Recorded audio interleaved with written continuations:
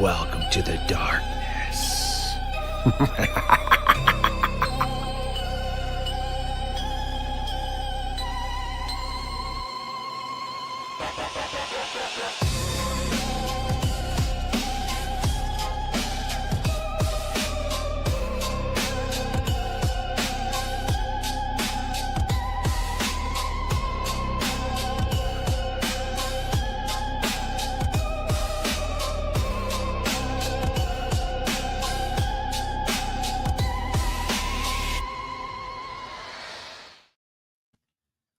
Hi, ladies.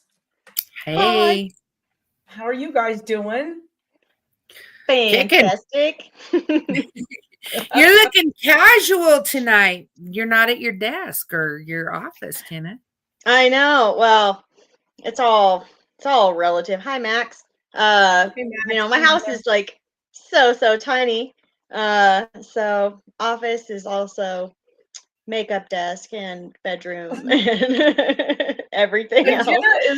She's like the master of putting on makeup at the kitchen table in this little mirror. I'm like, how does she do this? And I couldn't believe it. Yeah. Anyway, she's great. It just everything has to be portable. It's all flexible space. And you're the master at it too. Thank you. Yeah. Well, when I went down there for Phenomenon, you had just moved in that place like a couple of weeks before, a week before. Yeah, I think it was we'd been there for like maybe almost a month. It wasn't very long. And you know how it is. Well, Celeste, it's been a long time since you moved in, but I had many practices before that, but yeah. It's just boxes and boxes and unpacking and boxes and boxes. And you went from a really large place to a really tiny place. So it's like, what do you do? I know. I was like we have like one of those roll-off sheds, like a company out here like rents out sheds and they'll bring it to your house. And like, you pay like your storage rental fee, like if you had a storage unit, but it's at your house. It's awesome, but it's still like not enough. So I was talking today, I was like, I need just like a little shed for the things I use, like the tools I use on a regular basis, my hunting gear, like that I just need easy access to. Yeah. So, because climbing over all the boxes are really a lifesaver during my remodel here. That's what Kirk, who did all the remodel, he's a friend of mine, and he's like, just rent a roll-off instead of taking it all and put it in a truck, hauling it somewhere and unloading it. He goes, just take it outside. They'll put it right in your driveway.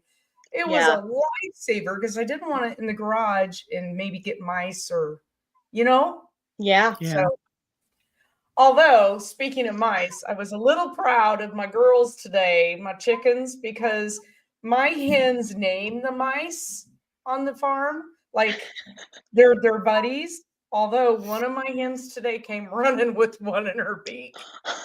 She did not. Good girl. Yes. That gal raise.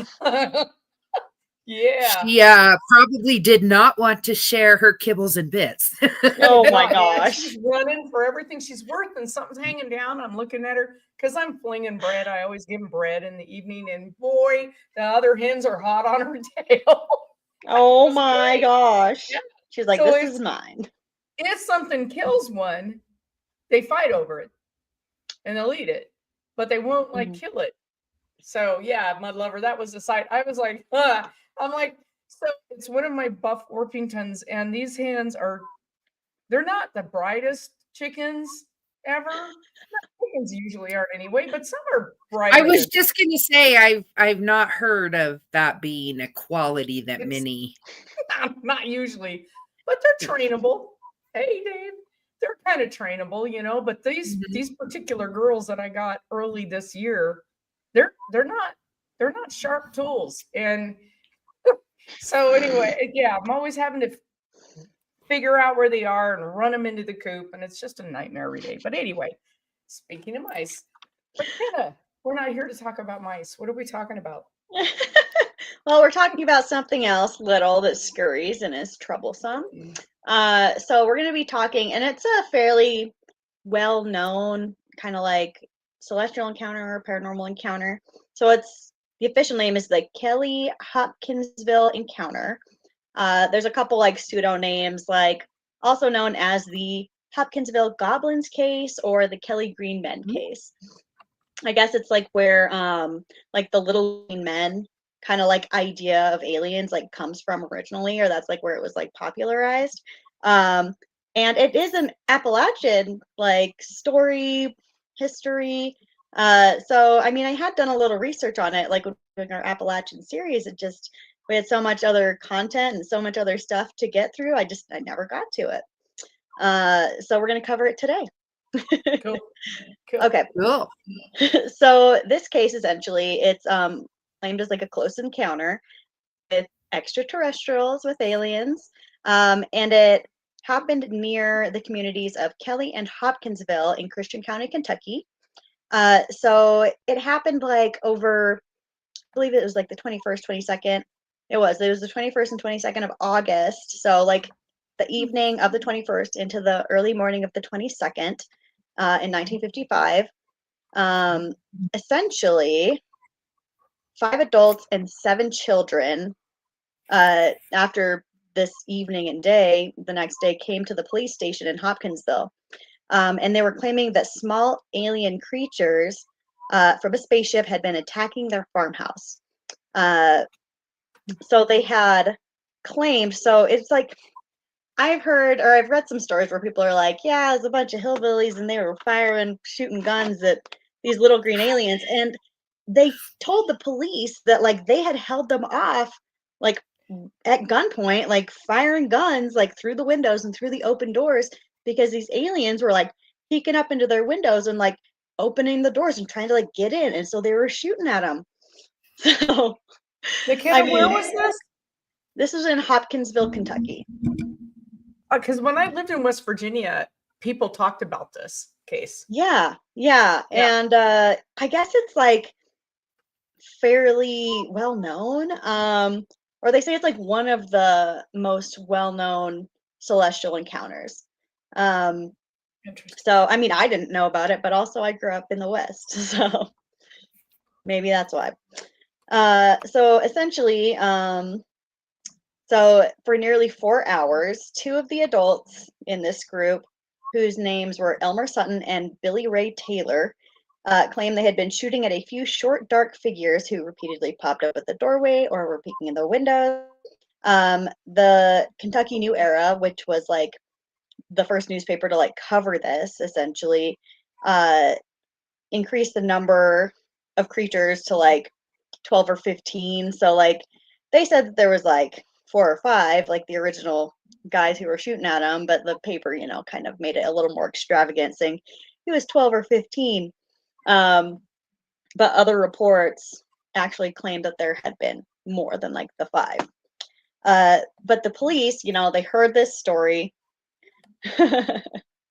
Here's Hopkinsville. Yeah. So let's see. Something I want to point out to you guys. Hopkinsville is right here. This area right here has a huge amount of dogman sightings. Oh, wow. That's huge interesting. amount. That is interesting because there is also one other creature that I'm going to reference that Okay. is considered possibly correlating to the Kelly Green Men. So Okay, cool. it sounds like there's a lot of activity in this area in general. Like this family claims to have seen like the UFO that these creatures came out of. But I mean, they could have seen like an interdimensional portal or something like that, some sort of energy field. You know, like it's obvious they saw something and they interpreted it in one way or another. But essentially, the police heard this story and they became concerned because they were like, it sounds like these guys are shooting at neighbors, you know, like disgruntled people or people trying to play a prank. And so, you know, they went to investigate because they were concerned, rightfully concerned. So 4 city police officers and 5 state troopers went with 3 deputy sheriffs. So that's quite the little army to head up to this farmhouse. And they drove from the local Fort Campbell. It's the Army Fort Campbell in the area, to the Sutton farmhouse, which is closer to the town of Kelly, I guess, in Christian County. Their search yielded no evidence apart from broken windows and holes in screens, which, bullet holes. So possibly the result of gunfire. So they residents- never hit. They They never just what? shot at them. They never actually hit anything. They were Right. just shooting at it. Right. And like I couldn't find, I was trying to find like if there had been evidence of wounds or something, like blood. And I couldn't find anything like that. But I mean, kind of compared to a couple other topics that we've talked about, it's like interdimensional beings, like having like an image or an energy body in this field of existence, but like physically being in like another plane, or in another dimension. So that's also kind of like a theory, like these things could have been essentially visiting our plane of existence from their own, and just causing mischief, essentially, knowing that they weren't going to get hurt. So, and I guess there's like, because of these creatures or this sighting, it's kind of like what Gremlins is like based off of.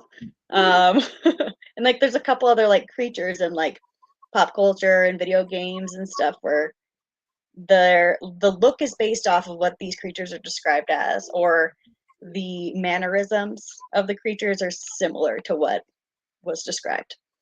So it's really interesting. Like this really is kind of like a catalyst. This experience is like a catalyst for multiple things in pop culture. But essentially, like, so the residents of the farmhouse, like that's like they're all real people. So Glennie Lankford and her children, which are Lonnie, Charlton, and Mary, were in the home.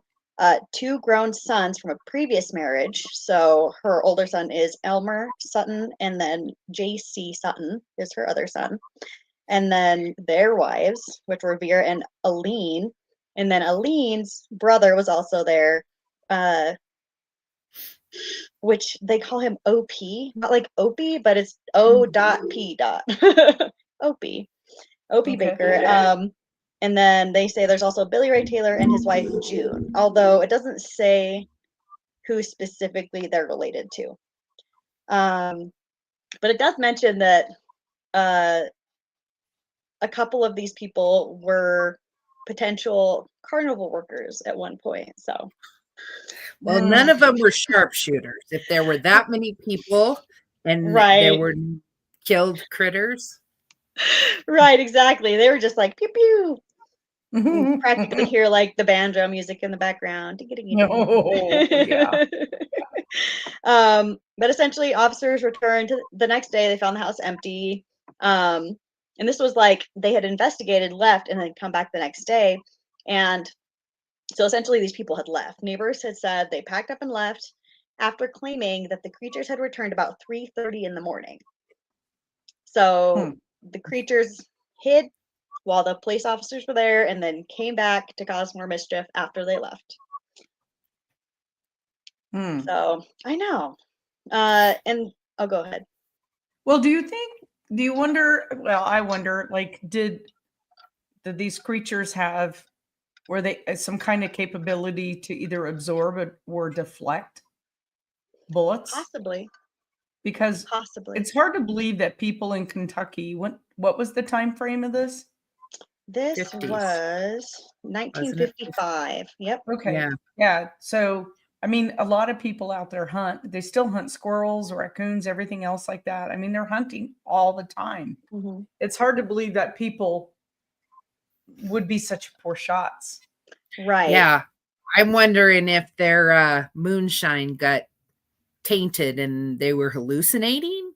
I mean, I could see if there was one person trying to shoot at things and missing, but you named off like 10 or 12 people. Only 2 of them were shooting.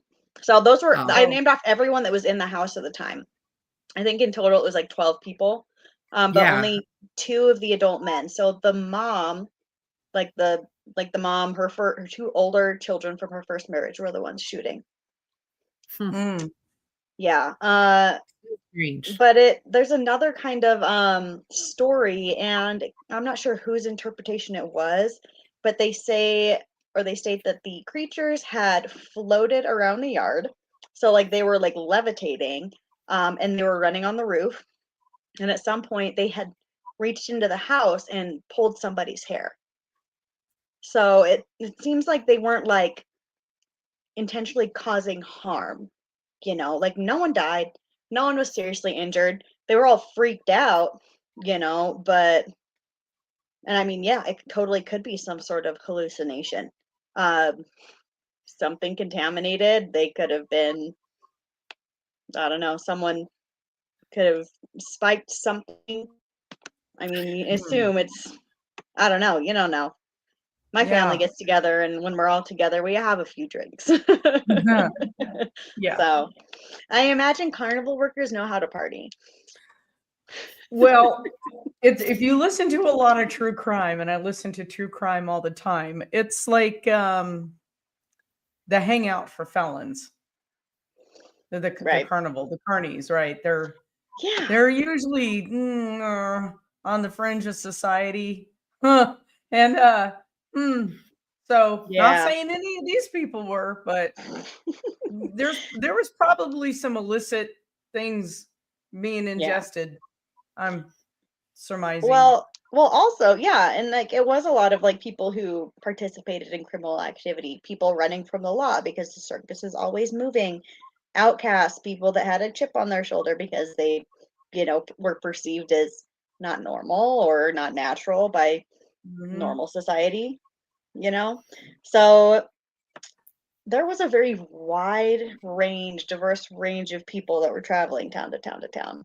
And yeah, Mhm. I'm sure there were some And illicit things involved. Pot just existed in the watch your kids 50s, really so close when you go to these carnivals, guys, because a lot of these people are on offenders lists. So mhm. just be careful. Keep an eye on them. You know? Yeah. Yeah.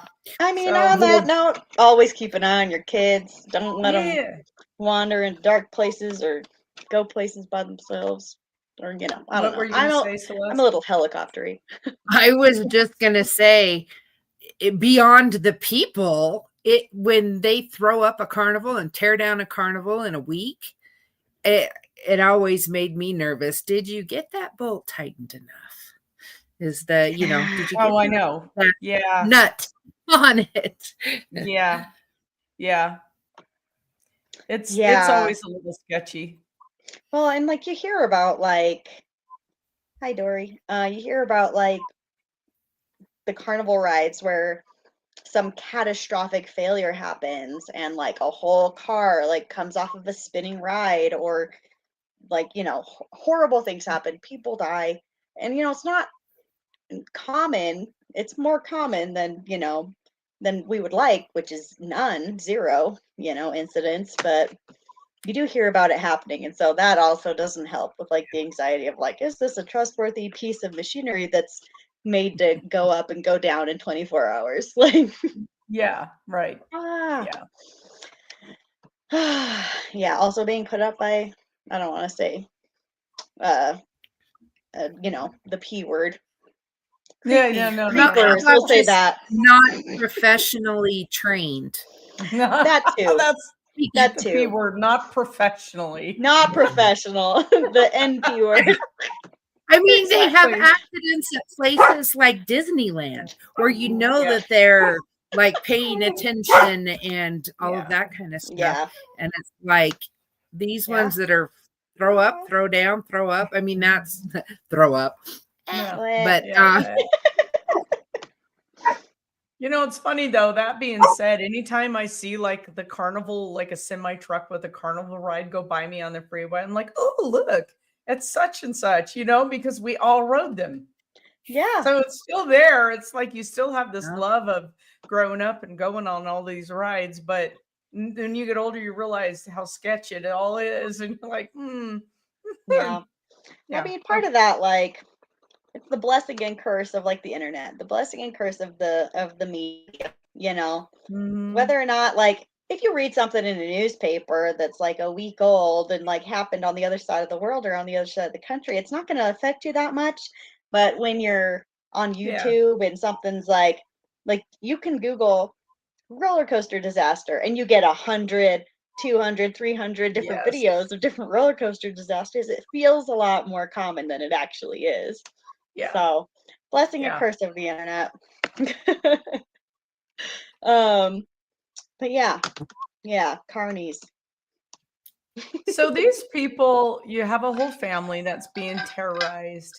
Hmm. And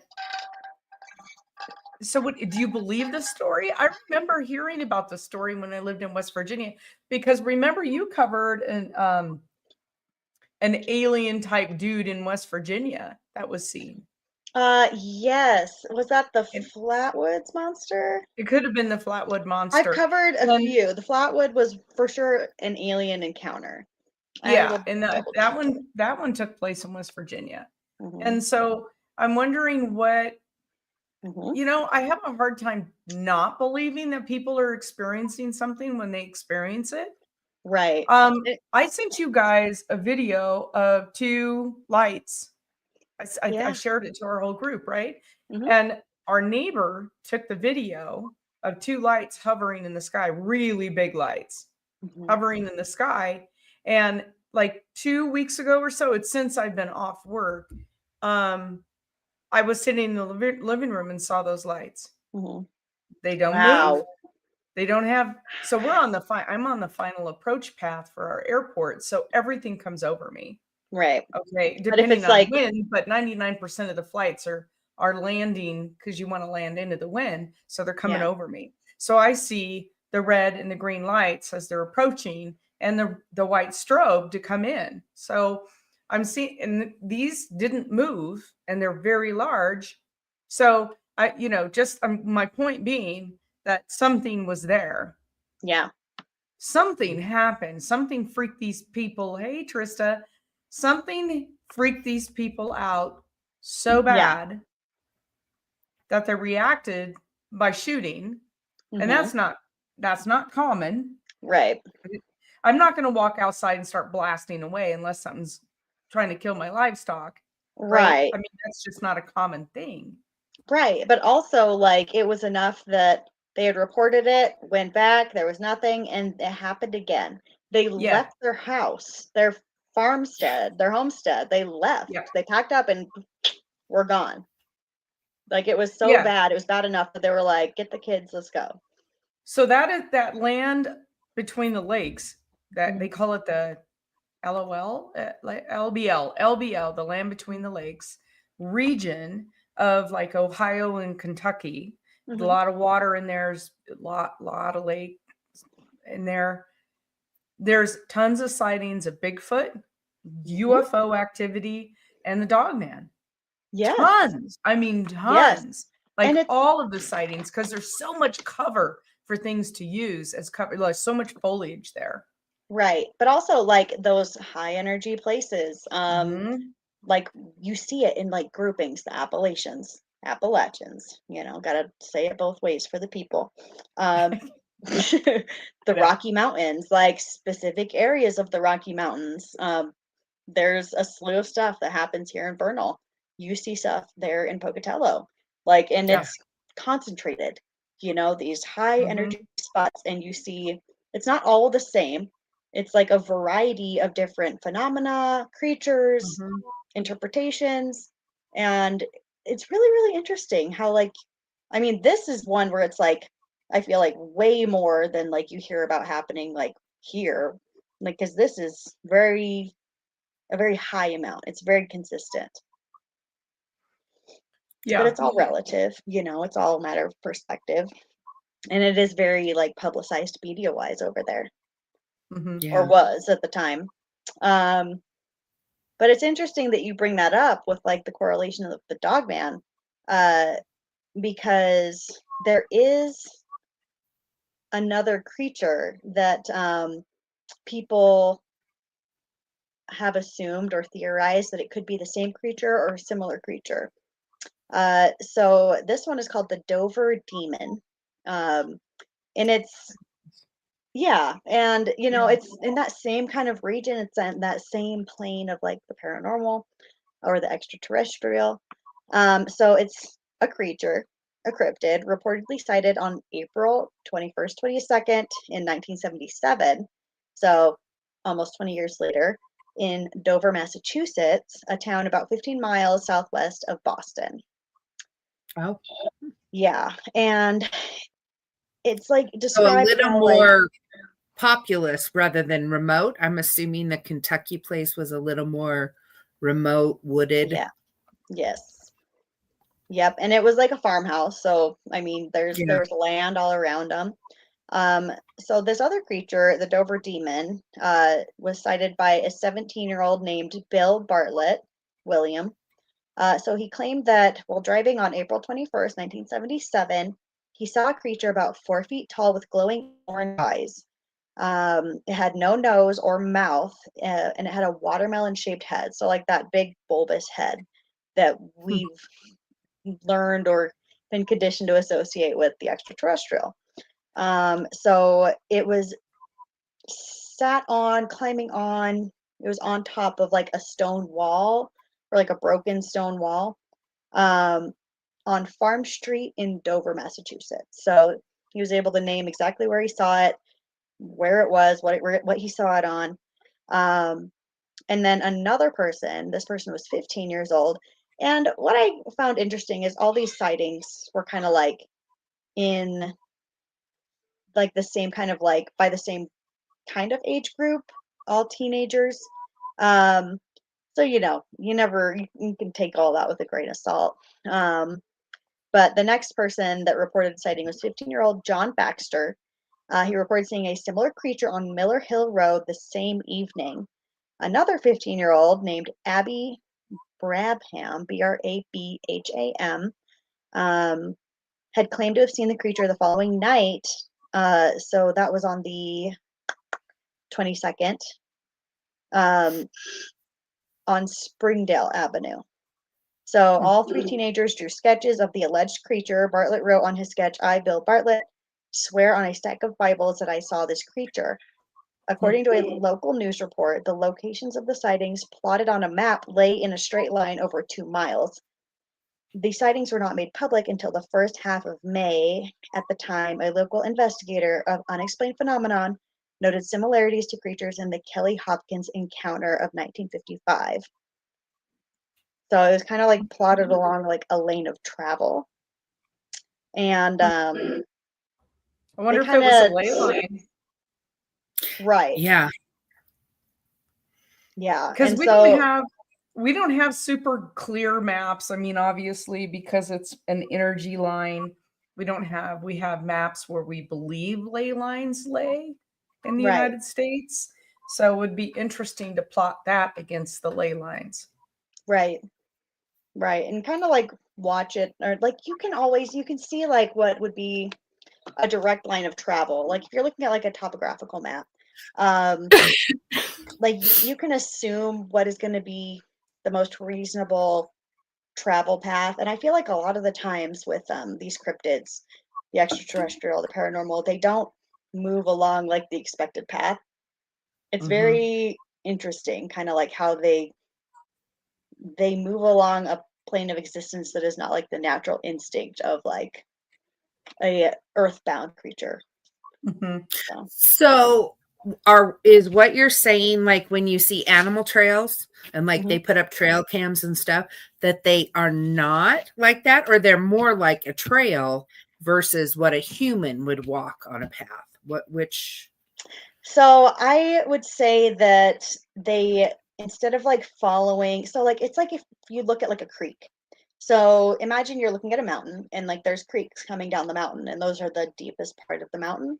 They're going to be the easiest lanes of travel. Humans and animals are going to travel down those.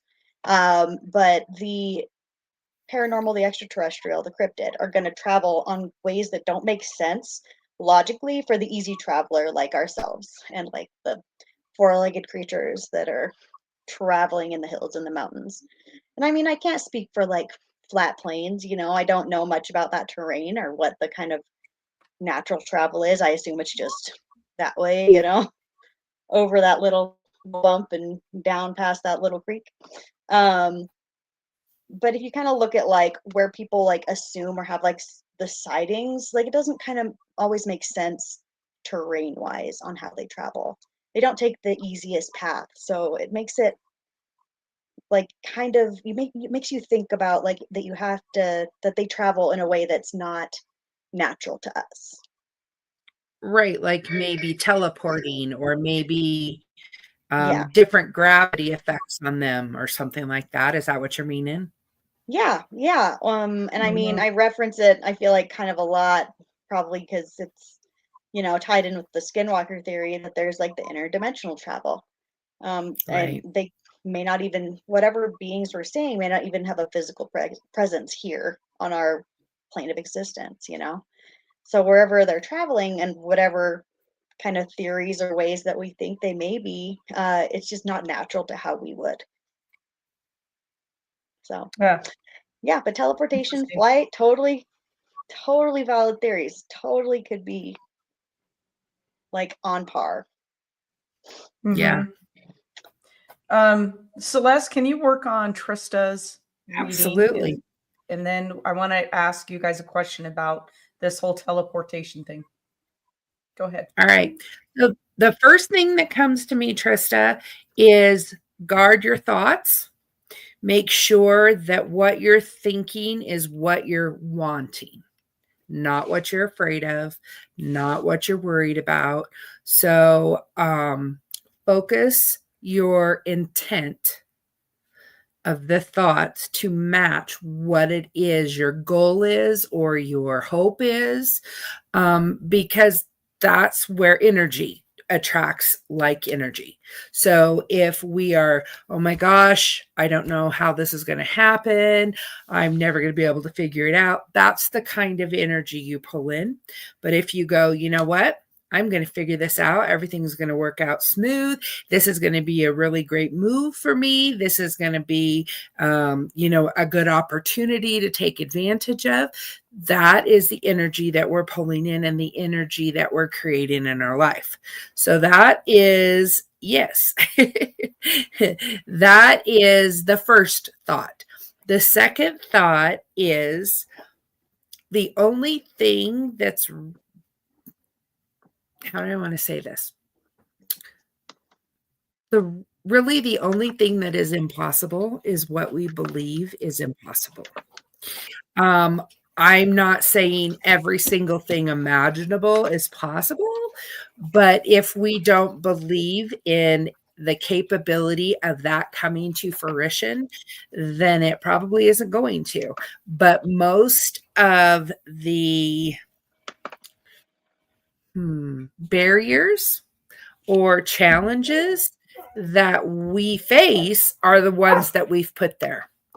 Oh, I'm never going to be able to make money to afford to do that. Oh, I don't know how I would ever find customers or whatever. Yes, self-sabotage is perfect in describing what I'm feeling. So just really watch those things.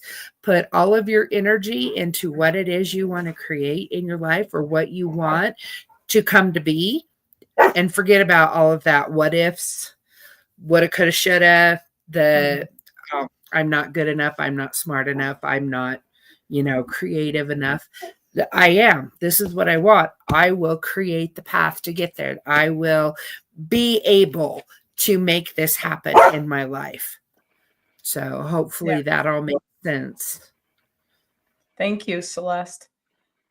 So the whole thing about portals, there's places in the United States, down by Skinwalker Ranch and Hmm. Arizona. What's that place? It's pretty mystical and it Hmm. escapes me right now. But there's different places in the United States where people believe there are portals.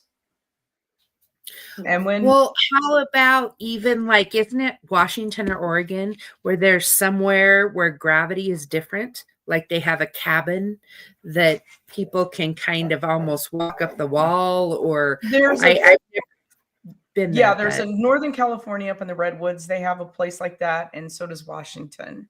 And they, Yeah. I forget the name of it, but Mystery Spot. I think they're called Mystery Spots. Something And like I don't know if they're built to give us the illusion that that's what's going on, or that's what's really going on. I've been to the one in Northern California up in the Redwoods, and it is definitely strange. So I yeah, don't know. I don't know if it's built that way, like the Winchester Mystery House, how right, they made rooms that got smaller. You know, I right. mean, just because they were trying to keep her from losing her mind and build all the time, so they were building weird stuff. But Mhm. I don't. So I don't know. But Sedona, Arizona. So there's Yeah. these spots all over, and one of the theory. Well, so the astrophysicists at the Phenomenon, like Travis Taylor, Dr. Taylor, and all these other people that show up and they talk about this stuff, is they say NASA is studying this, right? Because so's China and everybody else, Russia, because they want to weaponize them. So that's like we need to figure these things out because if everybody's on this race, right? For like Mhm. world domination and portals like trying to leverage that. That's huge. What if you Yeah. could send a whole army through it, Yeah. and wipe out your enemy? So it's scary. It's scary. I hope we never figure them out. I hope mankind Yeah. never really figures them out. Well, the general populace. So it's Or the interesting wrong that one. like right, yeah, I know. Like I would consider like us, the general, you know, I wouldn't say hive mind, but the normal people, we're all kind of like in this plane of understanding of having a similar perception as far as like the places we live, the countries we live in, our government, blah blah blah. Um, but it's funny that you mentioned like the race for world domination because there are accounts, there's some interviews, there's some that are, where people have been like, yeah, this was me, this is my name, I'm this old, I was born here, and this actually happened to me, where like they had experiences with um secret groups, whether or not you want to put a name on it. Like it's something like akin to like the Illuminati, and there's government operations, and there's people that some do remain anonymous and they give anonymous interviews, and they talk about experiences with cryptid creatures, with technology that shouldn't be available, or that they've experienced technology that wasn't made public 20 years, 30 years before it was even considered fathomable to like the general populace, meaning you and I. Um, so that's like a whole other like mind warp, a whole other uh, theorem or like topic, I guess. I don't want to say like we'll say like curriculum. We'll say like whole other curriculum because I feel like we all learn a lot during the podcast, whether it's about other theories or ourselves, definitely about each other. But this is just kind of one topic that, if it is real, like it's really scary. But I mean, it's very much out there. It's very, very much out there. But it's very interesting to bring up the race because apparently whoever they are, know so much more. They know what for sure is real, and we just don't know about it because they don't want us to know about it yet. Mhm. They know exactly what comes from space or who lives under the earth and how long they've been here and what they can do, but we don't get to know that yet because they want to use whatever is a method of manipulation, and But that's did it. you guys hear about it's been all over the newspapers the last few days that the alleged UFO that crashed at Area 51 again? Like I they, heard. yeah, I it's been just all heard over the a newspaper. bit. We didn't Mhm. get a whole lot of other. But remember what, 10, 15 years ago, there was no such thing as aliens. And Right. now the government's like, of course, there's been aliens forever, Yep. you know? Right. Yeah. And Yeah. so, So Yeah. apparently a UFO crashed in the yeah, desert at Area 51. and they recovered it. Yeah. And they have it, the government, they being the government, the military. Yeah. So it's been like all over the news, newspapers. It's and everybody's screaming for give us more information, but that's Mhm. the only thing we have. Well, Right. It's like the we know you have it. isn't there like a theory, or I don't know if it's been proven, that the Germans, I believe, during Hitler's time, received information from alien technology where the stealth planes that like lift, go, unlike ours that had to have like a runway to take off. I can't remember exactly what I heard, but it seemed like there was some theory that they received. Yeah, but they don't have that technology. I Right. don't. Well, I mean, the Germans didn't have it. If they did, was it Well- Russia? It was I don't around that think time, anybody has 40s or that. 50s. well, Well, it's but we have interesting- stealth planes now that do that. Right. No. And They it don't, did they it. don't do that. They still take off. Well, so all the They use a theories, runway. like in a sense, could be true. So they could have had access to this technology or found or been given this technology, but it's like taking and giving a lighter to a caveman. You know, like Yeah. he's Yeah, gonna yeah. look at it and then he's gonna smash it on the ground and he's gonna be like, screw this piece of junk. Maybe it's colorful, cool, but then he's gonna Right. go and hit a girl with a club and take her into the cave. So I mean, we could be the caveman in that scenario, being given the lighter. Like we have the technology in our hand to make Yeah. fire, but we don't know how it works. We have the Harrier, which can take off vertically and then go. Mhm. But Well, and the helicopter kind of does well, that also. yeah, but the helicopter. But we have the Harrier that has that capability. But I can tell you from my days in the service that the problem with the Harrier is that if it rotates its engines to take off like that, it melts the runway that it's sitting on. It has to have a special pad, like it would Right. turn A sand to certain- glass. It would foul its engines if it tried to do that in the sand. You know what I mean? It has that capability, and they can certainly do it. So they have knock knock knock. There they are. Um, I know. We have the capability, but nobody has the capability to do it in that stealth mode. So even our Right. stealth aircraft, they use the runway, they get up, and then what makes them stealth? The only thing I could see as an air traffic controller, if they forgot to turn off their stealth, was the return through the window of their helmet. This tiny little blip on the screen. And so we would have to go, oh, you're in stealth. You have to kind of turn that off so I can see you. I mean, it was, yeah, every once in a while they would forget. And you get this tiny little return. And then, yeah, and then as soon as they turn off stealth, then boom, there's the aircraft and we have them and we can, yeah, but yeah. Yeah, because like I said, I don't remember exactly what the details, and who knows, it could have been one of those, foil hat rabbit hole kind of things that I had kind of hit and missed on. But well, look how much the government has tried to deny the whole CIA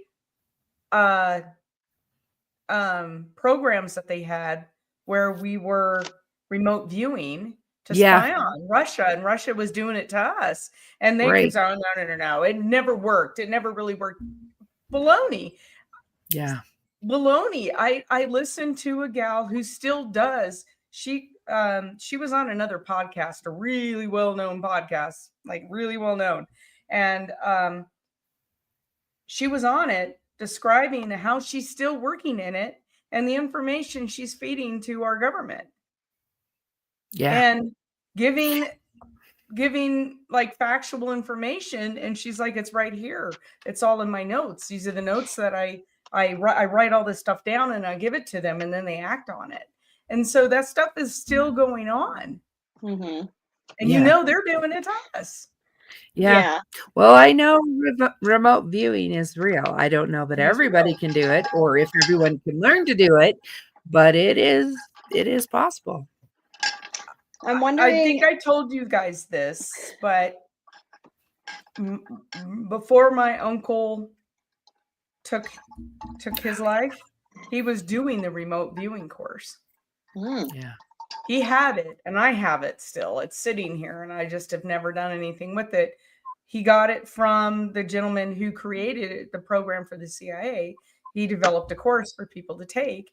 And what Jim had told me was, don't do this, Colleen. He goes, you will see things you cannot unsee. Yeah. And he goes, it screws with your brain. Yeah. Because then you can't really turn it off. Every night when he would go to sleep, he would be gone. And he was seeing stuff, and he didn't want to see the stuff he was seeing. So I've never, about a year, oh gosh, I guess it was about a year later, I kind of messed with it a little bit. And I took the first, it was a CD course. It was like 30 something CDs in the course.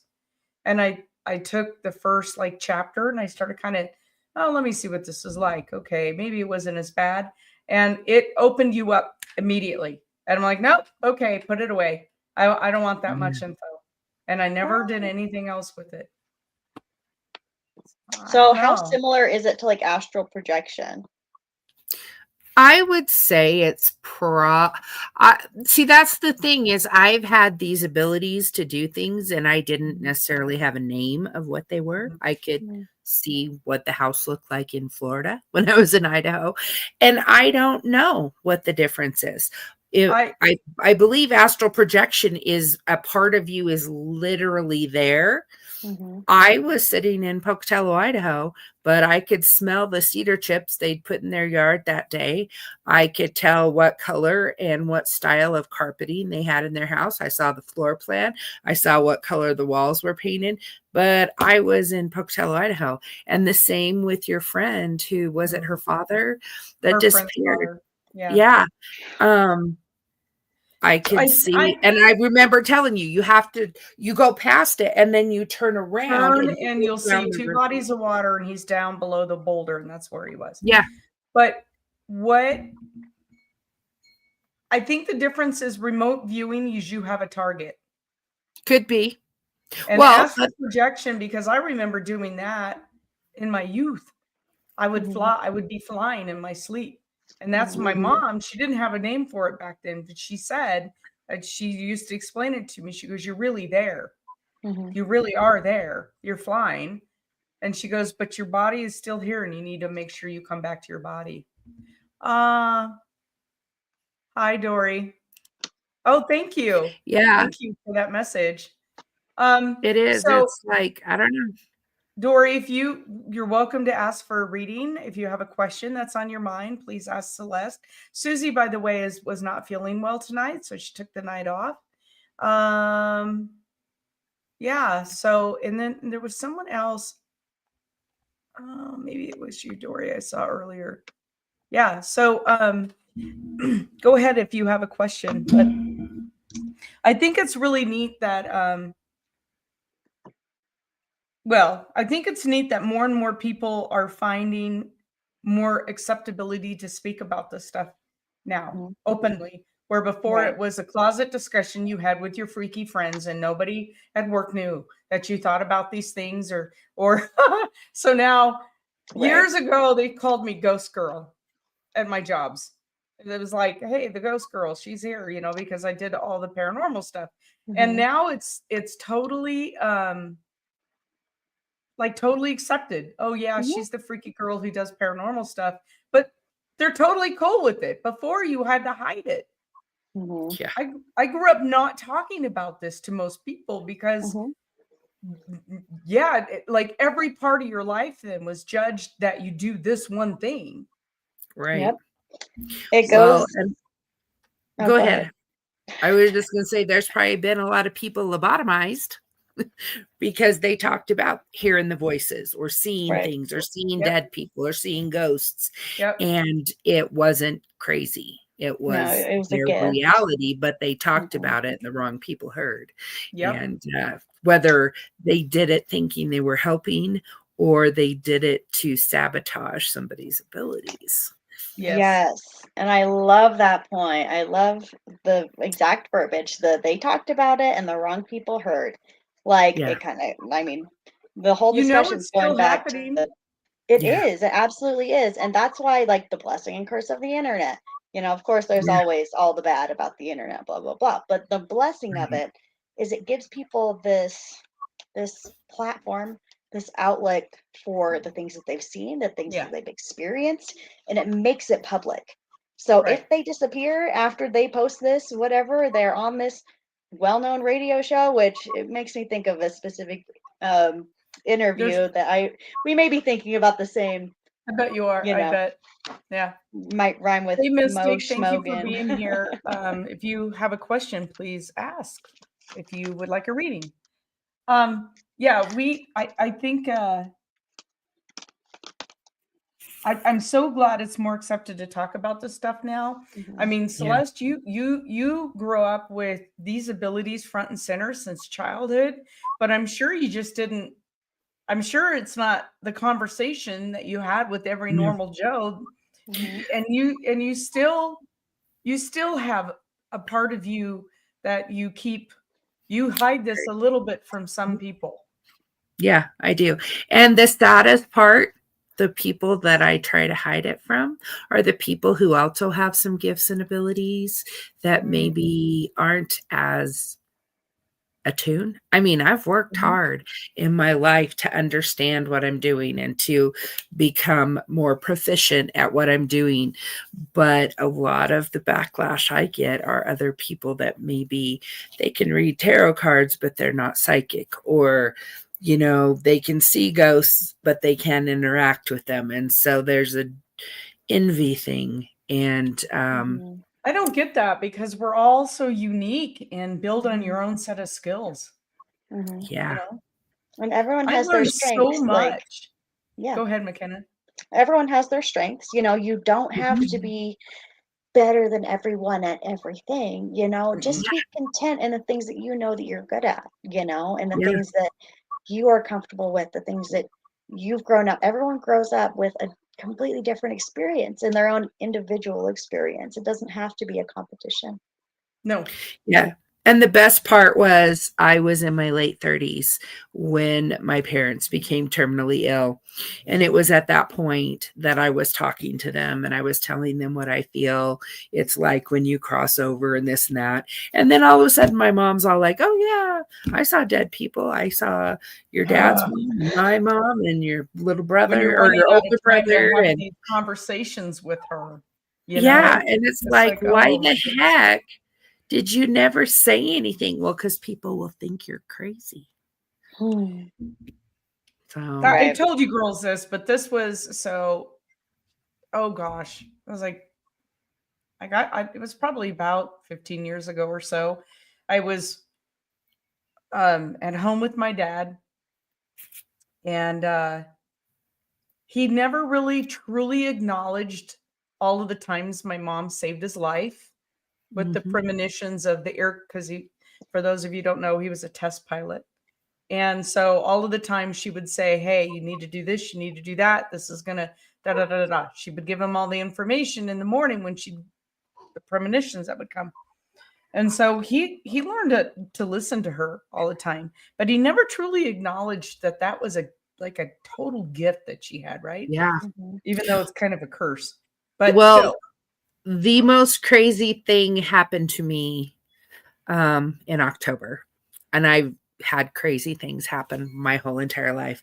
I've been doing a lot of work where I have to go on the interstate to Idaho Falls, to Swan Valley, to Island Park, Yellowstone, whatever. So I've been on that interstate a lot. I believe it was October 24th, and I was taking flowers to a funeral and doing a wedding.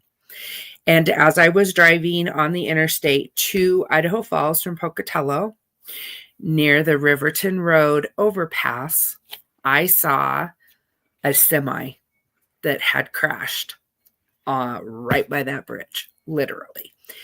And it was two big tanks. My son's a truck driver, so it wasn't like the cargo the square Oh, cargo you saw the semi that hit our bridge? a week before. Oh, Yeah.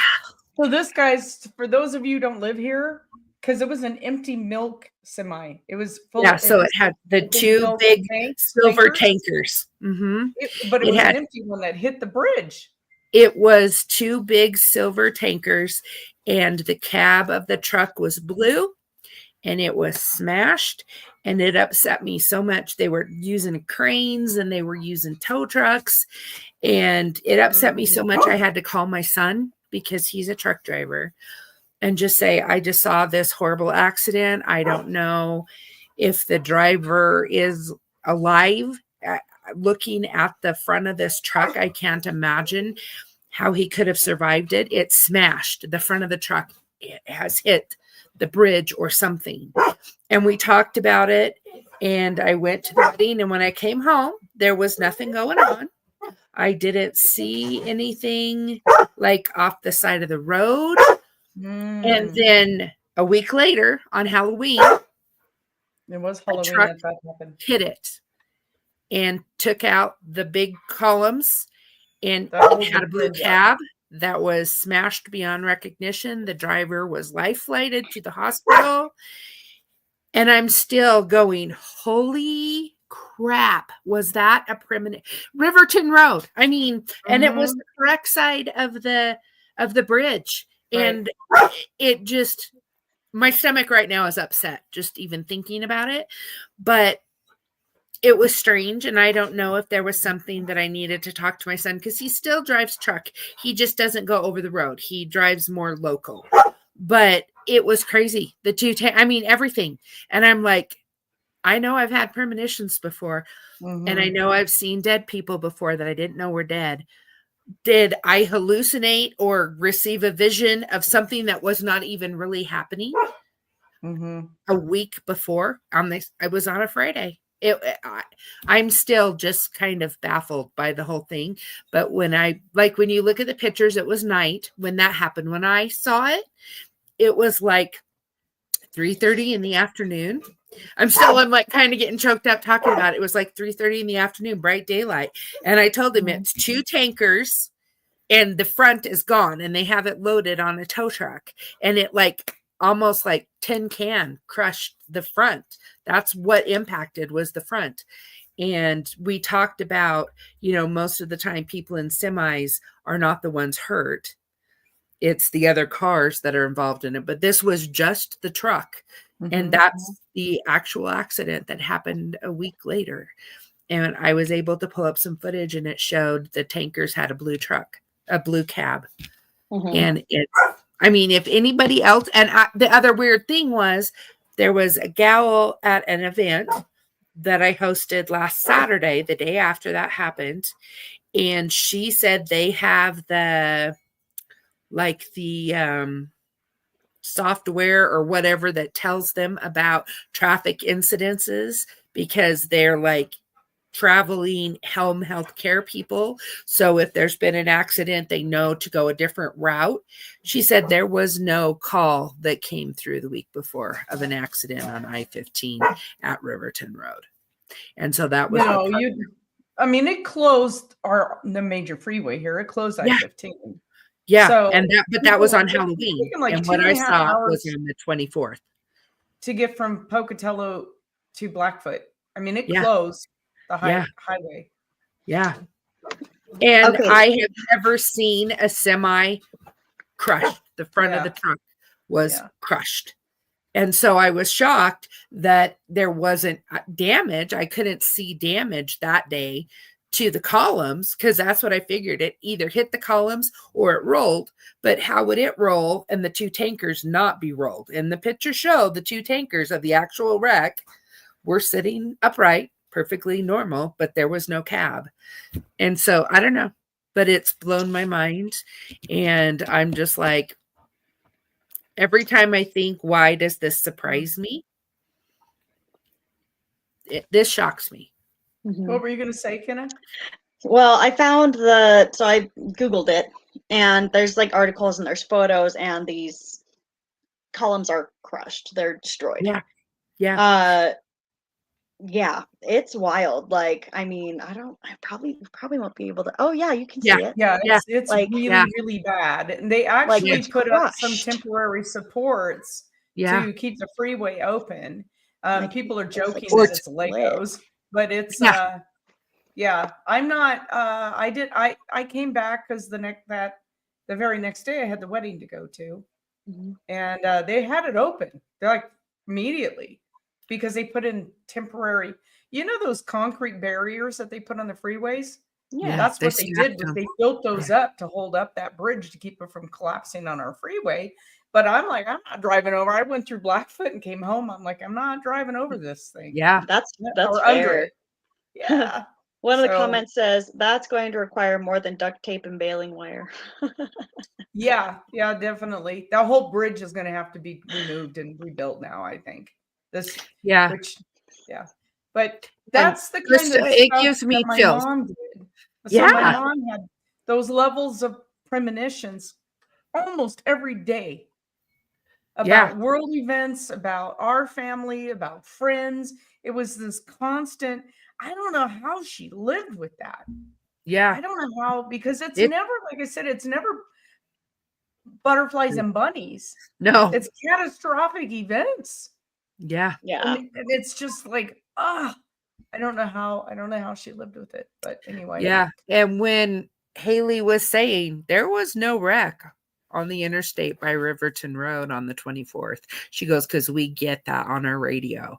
And I was like, are you sure? And she's like, yeah, I'm sure. I said, because the dude he either passed away or they had taken him. There were no ambulances, there were no fire engines. And yeah, I am. Mhm. I have chills. I'm nauseated. It's craziness. And I say to myself, I wonder why I saw that. Yeah. I don't know. I don't know, but Maybe it's just the bizarre. first of many that are going to start coming your way. I don't know. But I don't know. before we sign off tonight, I just wanted to let you guys know that are on our show that are watching it. We have a new YouTube channel. It's called, it's Creme de la Cringe. Trista named it. It's a true crime page, but we had to name it Cringeworthy Crime. That's our YouTube handle, is at Cringeworthy Crime. So if you are true crime buffs, go over and subscribe, and we're going to start doing shows over there. We're going to put them on both channels, but I kind of wanted to separate some of our true crime stuff because some of it, I don't know that our peeps on the paranormal page are really going to go for it. So we'll kind of push all of our true crime that way. But thank you for coming this way tonight. And tomorrow night, we're live again at 7:00 Mountain, and we're going to be talking about haunted mines, hauntings that go on in in the mining industry. It's pretty. I work in that. Trista's like, I completely understand why you did it. Yeah. So yeah, it's all about the algorithm and trying to get people. Yeah. So YouTube gets all screwed up if you have content that's all over the place. Anyway, we're going to be talking about some haunted mines and haunted ghost towns. Yeah, we have a lot of those all over the world, but the United States has got a bunch. Well, So Idaho has a bunch, don't they? Of Idaho has a bunch. mines Well, and yeah. I don't know that yeah, they're all haunted, but no, mining disasters. So one of the things that I do when I'm looking at old newspapers is a lot mining disasters come up, Mm. and it's frightening how many people have died in our mines. I mean, Well, yeah. well, you should talk about when we did the investigation at the college and we were asking questions to like the murderous spirit in the basement. He talked about disposing of a body in a mine. Oh, yeah. close. Yeah. And actually, Trista, you went up there to that attic and you wouldn't walk into that attic.